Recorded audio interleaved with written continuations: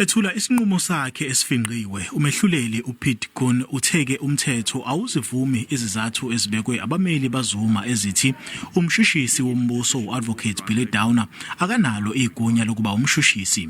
Ijaji liphinde lachitha ke iziphakamiso ezenziwe abameli baZuma ezithi umtshutshisi uDowner unecala longasiphathi ngendlela efanele abashutshisi. I conclude in regard to the 14 specific grounds raised, commenting on each individually, that many were based on speculation or suspicion, or are based on inadmissible hearsay evidence and not on fact. INPA isamukele ke isinqumo senkantolo ephakeme. Noma bangabhena baye eSupreme Court of Appeal, baye kwinkundla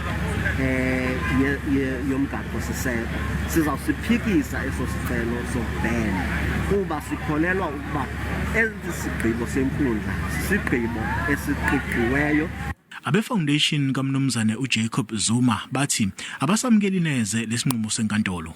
Based on the summary judgment that has been given here, there's enough for the foundation to see that there's prima facie case for an appeal to be made. Abameli baZuma bathe basazosifunda ke lesinqumo senkantolo ebese bethatha ke isinqumo ngezinyathelo abazosithatha ukuya phambili. NginguSimphiwe Makhanya wezindaba zeSABC, yaseMgungundlovu.